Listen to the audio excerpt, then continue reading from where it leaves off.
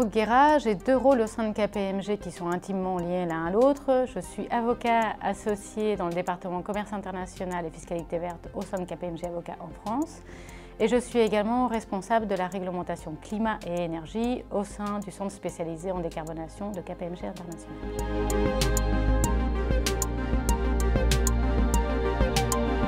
Alors, je ne peux pas dire que la fiscalité des énergies fut toujours une passion chez moi. C'est surtout la transition environnementale et la diversité des mécanismes qu'elle offre au niveau européen et au niveau national qui m'intéressent et qui rejoignent par ailleurs mon approche personnelle de sobriété. Le secteur des énergies est au cœur des problématiques sociétales que la guerre en Ukraine a rappelées de façon dramatique. Nous devons être donc innovants, trouver de nouvelles approches pour s'émanciper de notre dépendance énergétique vis-à-vis des tiers, tout en réduisant l'empreinte environnementale.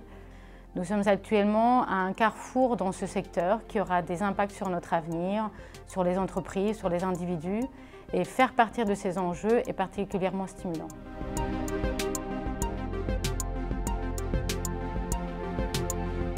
Face à la situation climatique que nous avons créée, il n'y a pas de solution à la crise énergétique sans un changement profond.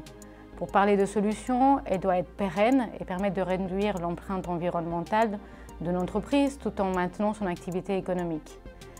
Pour être par exemple concret, hors période de bouclier tarifaire, la facture énergétique se décompose en trois parties. Un tiers pour le prix de l'énergie, un tiers pour le coût de l'acheminement et un tiers pour la fiscalité. Ainsi, il n'y a pas de solution sans une approche combinée de différents leviers. Il faut chercher comment réduire les consommations, il faut décarboner les énergies qu'on utilise, il faut réduire la fiscalité ou prendre un avantage par rapport à la vente de certificats d'une énergie verte et, cerise sur le gâteau, lorsqu'on y arrive, trouver des financements pour parvenir à ces fins. C'est tout un nouveau écosystème économique à mettre en place avec une vision 360 degrés qui ne doit pas du tout oublier le contexte de forte concurrence internationale auquel nos clients font face.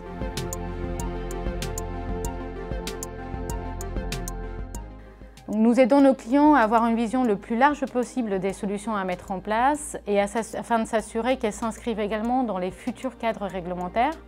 Pour donner un exemple, nous suivons et analysons les impacts du paquet Fit for 55 qui a été lancé en juillet de l'année dernière par la Commission européenne et qui comprend des projets sur la législation du climat, énergie et transport destinés à aligner la législation européenne sur l'objectif de réduction des émissions de gaz à effet de serre de au moins 55% en 2030 par rapport à 1990. Donc, elle couvre notamment la directive sur les énergies renouvelables, la directive sur la taxation des énergies et encore le mécanisme d'ajustement carbone aux frontières.